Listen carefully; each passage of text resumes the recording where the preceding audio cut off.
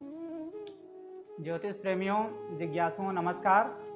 मैं आप सभी का स्वागत अपने YouTube चैनल पर करता हूं। मैं एस्ट्रोलॉजर नरेंद्र डे आप सभी के समक्ष एक ऐसे महत्वपूर्ण विषय को लेकर उपस्थित हुआ हूं जिसके प्रति जो ज्योतिष के जानकार हैं उनकी भी जिज्ञासा, और जो ज्योतिष के बारे में बिल्कुल नहीं जानते सामान्य व्यक्ति हैं उनकी भी जिज्ञासा सदैव बनी रहती है।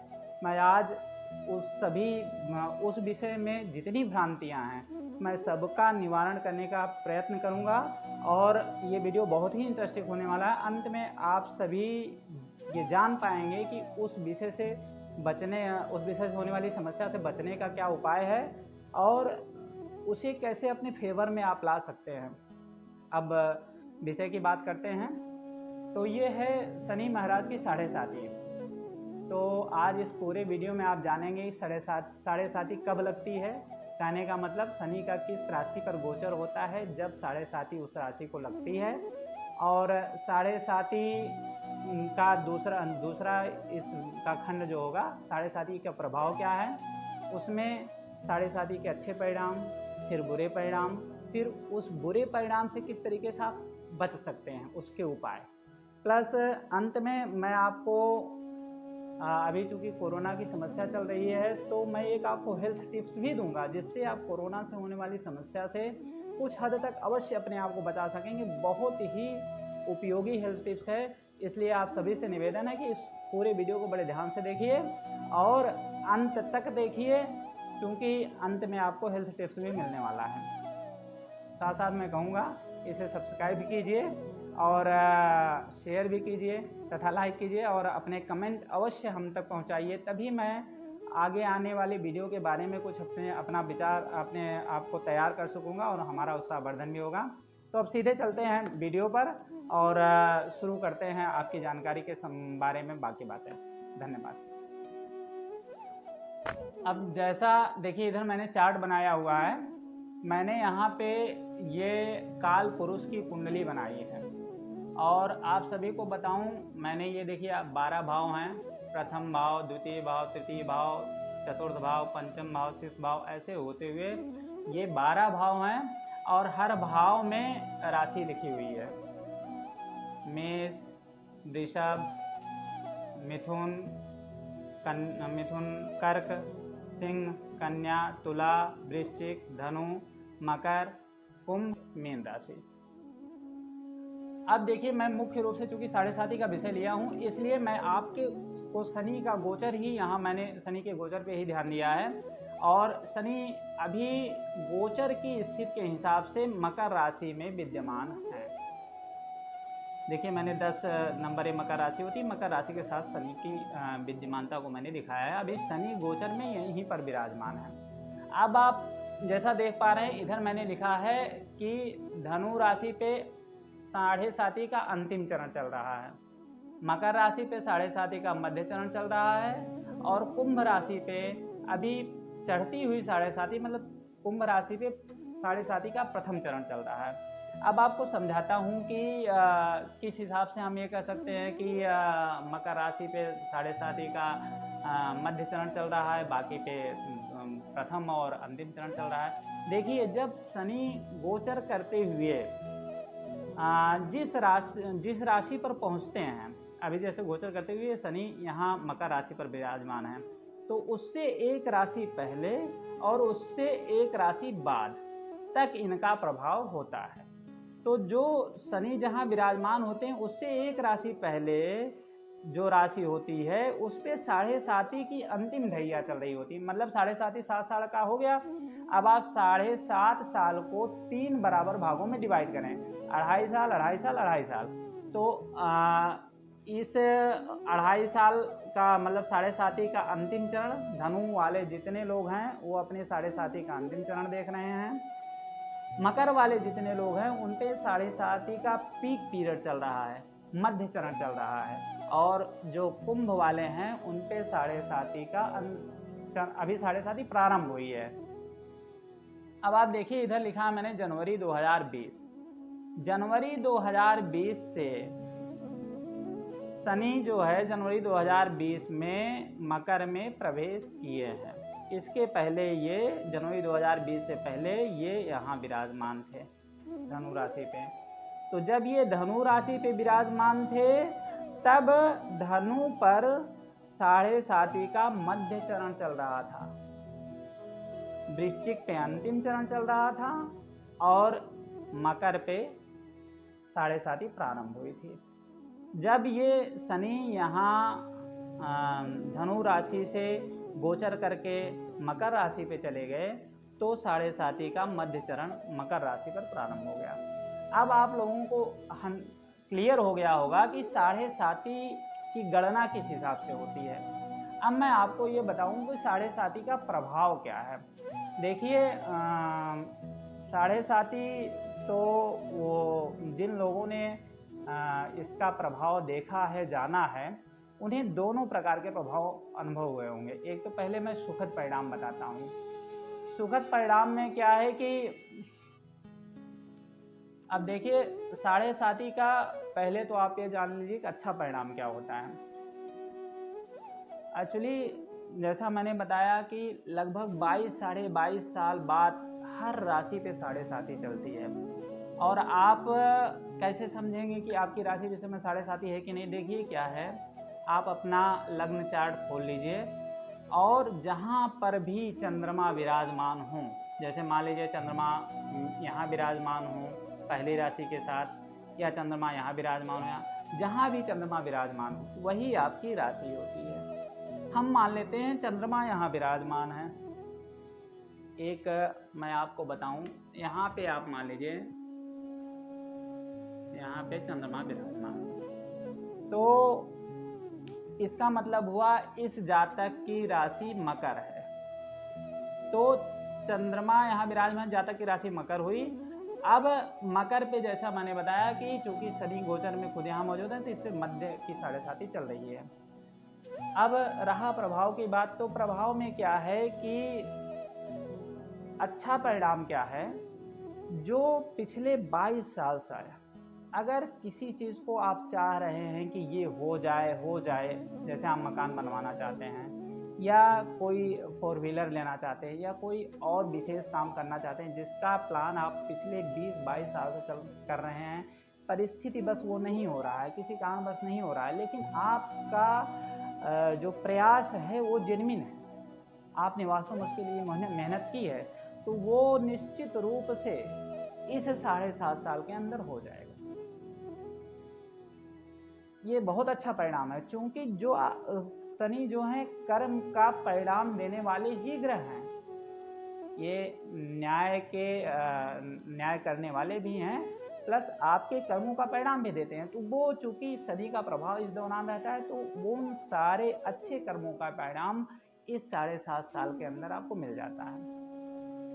अब चूंकि समस्या ऐसी है कि आजकल के लोग अच्छा कर्म तो कम ही कर रहे हैं जनरली, अब सबका अपना अपना वो है।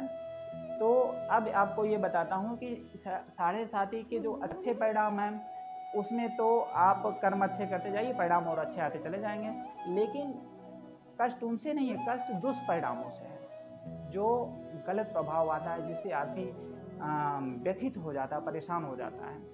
तो अब मैं आपको बताऊं कि शनि महाराज जब भी 7.5 के रूप में किसी व्यक्ति के ऊपर आते हैं या इनकी 7.5 चलती है, तो ये व्यक्ति को बहुत हद तक बहुत सारी चीज़ों को महसूस करने के लिए मजबूर कर देते हैं। मतलब आपको जीवन में वो चीज़ें दिखेंगी जिनके बारे में आपने कभी सोचा भी नहीं होगा। अब आपको बताता हूँ दुष्परिणामों में 2-4 परिणाम गिना के फिर आगे बढ़ता हूँ। जैसे एक्सीडेंट होना बड़ी नॉर्मल बात हो जाती है, प्लस धोखा होने का चांस बना रहता है, मैक्सिमम लोगों के साथ धोखा होता है इस दौरान। पारिवारिक समस्या कोई ना कोई लगी ही रहती है। इवन ऐसे लोग जिनकी सरकारी नौकरी नहीं है उन पे ज़्यादा परिणाम दिखता है इसका, उनकी नौकरी या तो छूट जाएगी या फिर इतना स्थान परिवर्तन होगा कि वो स्थान परिवर्तन से पूरी तरीके व्यथित हो जाएंगे। प्रमोशन लगभग ना मिलने का चांस होता है। वैसे मैंने कहा कि अच्छा कर्म है तो प्रमोशन मिले, चूँकि आपने प्रमोशन पाने के लिए मेहनत की है तो इस दौरान मिल भी जाता है। तो जो मैंने दुष्परिणाम बताए ये। अच्छा, अब एक और दुष्परिणाम क्या आता है, क्योंकि शनि नशों के भी मालिक हैं, तो नशों से संबंधित समस्या हो जाती है, जैसे साइटिका का हो जाना या किसी नस का दब जाना जिससे माइग्रेन की समस्या पैदा हो जाना, इस प्रकार की समस्या पैदा होती है। गैस्ट्रिक ये एक बहुत बड़ी समस्या है जो इस दौरान अवश्य लोगों को हो जाती है। तो ये तो हैं 7.5 के दुष्परिणाम। अब देखिए उसमें क्या है, जब पीक पीरियड होता है, जब मध्य की 7.5 चल रही होती है, तो इनके परिणाम ज़्यादा देखने को मिलते हैं। अब जब ये शनि महाराज जैसे जब ये है, जैसे आपकी धनु राशि है, धनु राशि चूँकि उतरती 7.5 चल रही, तो शनि क्या है, शनि न्याय के देवता है। तो जब ये प्रथम और पीक पीरियड में होते हैं तो बड़ा कष्ट देते हैं, लेकिन अंतिम पीरियड में जाते जाते जो 5 साल का कष्ट रहता है उसमें बहुत सुखद परिणाम भी देके जाते हैं। तो इसलिए आप ध्यान रखें कि इस 7.5 साल के अंदर अपनी मेहनत को ना छोड़ें, मेहनत करते रहें, क्योंकि शनि कर्म ही पसंद करते हैं। बिना इनके आने के दौरान बिना मेहनत के तो कुछ भी नहीं मिलना है। और जब आप अच्छा कर्म इस 5 साल के अंदर करेंगे तो अंतिम 2.5 साल के अंदर आपको वो अच्छे कर्मों का परिणाम देके जाएंगे ही जाएंगे। अब मैं बताता हूँ, ये तो है इनके प्रभाव। अब मैं आपको बताता हूँ कि इससे बचने का उपाय क्या है, क्या करें कि शनि महाराज का दुष्प्रभाव कम झेलना पड़े। तो देखिए इसमें 3 प्रभाव बहुत कारगर हैं। एक तो पहला प्रभाव, सबसे अच्छा उपाय है, आप बजरंगबली की शरण में चले जाएं। अब जैसा रामायण में भी विदित है कि शनि को रावण से मुक्त कराने में बजरंगबली का बहुत योगदान था। तब से शनि ने वचन दिया था बजरंगबली को कि हम आपके भक्तों का कभी कोई नुकसान नहीं करेंगे। तो वहीं से इसको जोड़ देते हैं। तो जब आप बजरंगबली की शरण में जाते हैं तो होता क्या है कि अपने वचन देने के कारण शनि बाध्य हो जाते हैं, और आपके ऊपर 7.5 का प्रभाव तो रहता है, क्योंकि वो दौर ही वही है, लेकिन इसमें दुष्प्रभावों में बहुत नगण्यता आ जाती है, बहुत कमी आ जाती है। करें क्या? सबसे बढ़िया उपाय है बजरंग बाण। आप 8 बार, ये ध्यान रहे 8 या 16, ये गिनती बहुत ज़रूरी है।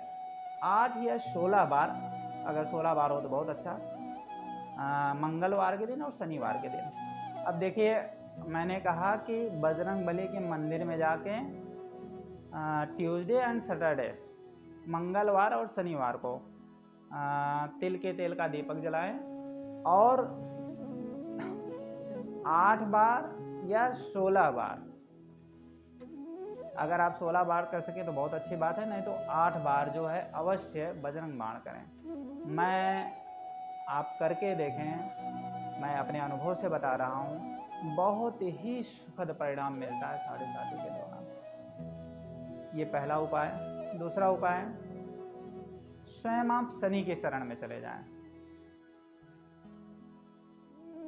शनि महाराज के शरण में आप खुद जाएं, और वो चूँकि जब जिसके द्वारा कष्ट होता है उस व्यक्ति के शरण में इंसान जाता है तो वो उनकी कृपा अवश्य होती है।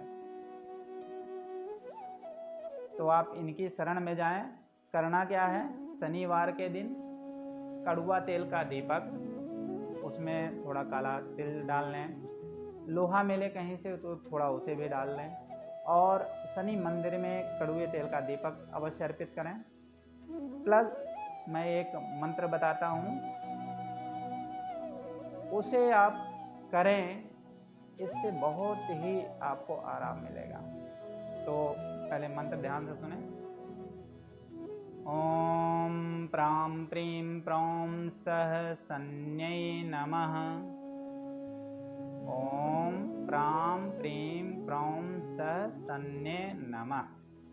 इस मंत्र की एक माला, इस मंत्र की एक माला आप अवश्य करें और कड़वा तेल का दीपक जलाएं। शनि महाराज धीरे धीरे प्रसन्न होंगे और आपके ऊपर जितने भी कष्ट हैं सभी में धीरे धीरे सरलता आनी शुरू हो जाएगी। अब आपको बताता हूं तीसरा उपाय। देखिए, तीसरा उपाय जैसा मैंने कहा, आप पहले ये जानें कि 7.5 लगती किसको है। 7.5 लगती है चंद्रमा को। चंद्रमा यानी आपका मन। तो जब शनि आपके मन को अपने बस में कर लेते हैं, आपके मन पे शनि का प्रभाव हो जाता है। तो अगर हम अपने मन को बचा लें, मन पे किसी का प्रभाव हो ना हमारा प्रभाव रहे, तो फिर 7.5 या कुछ भी कोई असर ही नहीं होगा। तो यहाँ पर ये उपाय है अपने मन को बचाने का। मन कैसे बचेगा? अब देखिए, चंद्रमा के इष्ट देव कौन है? भगवान भोलेनाथ। भगवान भोलेनाथ ने चंद्रमा को अपने मस्तक पे धारण किया है। तो भोलेनाथ चंद्रमा के इष्ट हैं। आप भोलेनाथ की शरण में चले जाएं। करना क्या है? सोमवार के दिन भगवान भोलेनाथ के मंदिर जाएं, उनकी पूजा अर्चना करें और उनका अभिषेक करें। अगर आप विधि विधान से कर सकें तो अच्छा है, नहीं तो गंगा जल से अभिषेक करें। देखिए, अब गंगा जल मैंने नाम ले लिया। गंगा जी तो वास्तव में उत्तराखंड, उत्तर प्रदेश, बिहार और पश्चिम बंगाल में ही प्रवाहित होती हैं। तो क्या दक्षिण भारत वाले क्या करें? तो हमारे कहने का मतलब ये है कि शुद्ध जल हो, शुद्ध जल से उनका अभिषेक करें। तो निश्चित रूप से चंद्रमा पर शनि का प्रभाव धीरे धीरे कम होने लगेगा और चंद्रमा आपके नियंत्रित रहेंगे। और सब मिला के जब मन नियंत्रित रहेगा तो अपने आप 7.5 का दुष्प्रभाव नहीं होने पाएगा और आप उससे बच जाएंगे। ये तो रहा एस्ट्रोलॉजिकल 3 उपाय जो मैंने बताया, प्लस कुछ मैं आपको ऐसे उपाय बता देता हूँ जो सावधानी आप स्वतः बरत सकते हैं। देखिए, जैसा मैंने कहा, शनि न्याय के देवता हैं और न्याय प्रिय व्यक्ति को झूठ कभी नहीं पसंद होगा, कभी नहीं पसंद होगा। इसलिए मेरी आप सभी से प्रार्थना है कि इस 7.5 साल के दौरान झूठ बोलने से एकदम बचें। अगर ऐसी परिस्थिति आ ही जाती है कि झूठ बोलने की नौबत है, तो आप अनुत्तरित हो जाएं, कुछ ना बोलें तो चलेगा, लेकिन अगर आप झूठ बोलेंगे तो निश्चित रूप से इसका दुष्परिणाम आपको मिलना ही मिलना है। तो देखिए, मैंने आपको बताया शनि का क्या प्रभाव होता है, शनि का अच्छा परिणाम भी क्या होता है 7.5 के दौरान, मैंने उसका विवेचन किया। प्लस आपको अंत में बताया कि शनि का दुष्प्रभाव क्या क्या होता है, उनसे बचने के उपाय क्या हैं। अब बारी है हेल्थ टिप्स की, जो पूरे वीडियो का सबसे इंटरेस्टिंग पॉइंट है। और मैंने अष्टांग हृदयम का कुछ अंश पढ़ा है, उसकी मुझे जानकारी है। कोरोना, जो इस समय कोरोना की समस्या चल रही है, आप देखिए इसके लक्षण क्या हैं। क्या क्या लक्षण दिखने पे ये आदमी महसूस कर सकता है कि उसको कोरोना की समस्या है। कहा जाता है खांसी जुकाम हो जाए तो आप डॉक्टर के पास चले जाएं, गले में खराश हो जाए तो आप डॉक्टर के पास चले जाएं, लगातार फीवर बना रहे तो आप डॉक्टर के पास चले जाएं। तो मैं आपको एक ऐसा उपाय बताता हूँ जो आपको गले की खराश से भी, खांसी जुकाम से भी बचा के रखेगा, यहाँ तक कि फीवर भी नहीं होगा। एकदम घरेलू उपाय। आप करें क्या?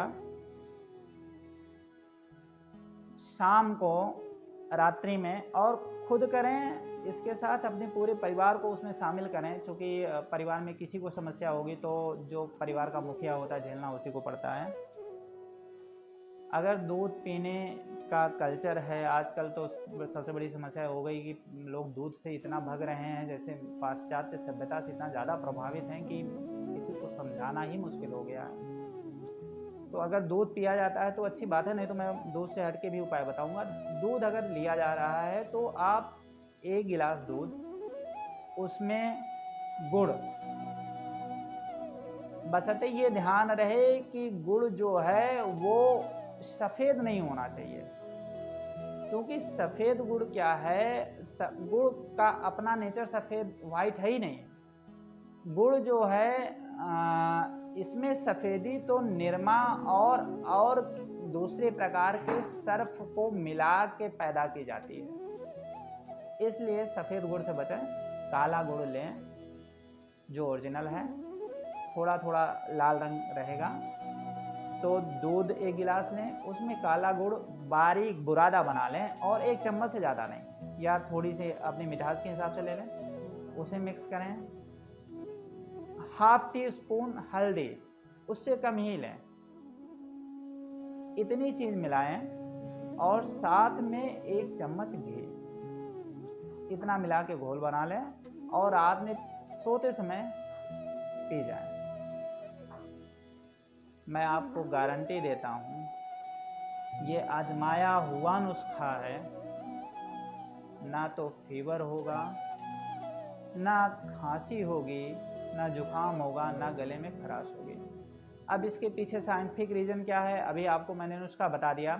कभी अगले वीडियो में कभी ध्यान आएगा तो इसका साइंटिफिक कारण भी समझाऊंगा कि ऐसा क्या है जिससे खांसी नहीं होती, ऐसा क्या है जिससे गले में खराश नहीं होती, इसके कारण भी मैं बाद में आपको समझा दूंगा।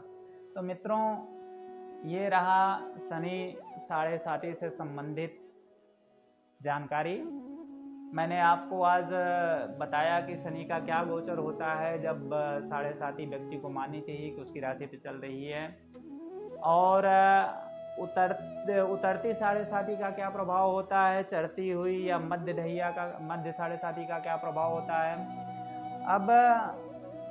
अब वीडियो अपने समापन की तरफ है, तो मैं आप सभी से जाते जाते ये बात अवश्य कहूँगा कि मित्रों देखिए, जब तक आप अपना कमेंट नहीं देंगे, अपना विचार नहीं रखेंगे, तब तक हमको ही नहीं समझ में आएगा कि मैंने जो आपको बताने का प्रयास किया वो आपको कितना आपके काम लायक रहा, कितना आपको उससे फ़ायदा महसूस हुआ, कि उसमें हमें सुधार क्या करना चाहिए। तो इन सभी चीज़ों की जानकारी के लिए आपका कमेंट बहुत आवश्यक है।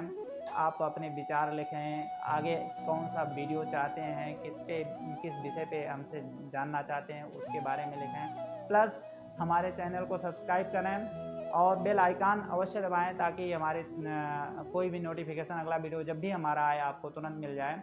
वैसे अभी हमने जो विचार किया है, हमने शनि महाराज को ही ध्यान में रख करके वीडियो बनाने का अपने मन में एक विचार रखा है। अभी मैंने आपको साढ़े साथी पे जो है एक वीडियो दिया है, आगे शनि से ही संबंधित और विषय हैं, शनि की ढैया क्या होती है, फिर शनि की दृष्टियाँ क्या हैं, तो इनके बारे में मैं डिटेल से फिर आगे वीडियो दूंगा। तब तक के लिए मैं आपसे विदा लेना चाहता हूँ, इसलिए नमस्कार, धन्यवाद।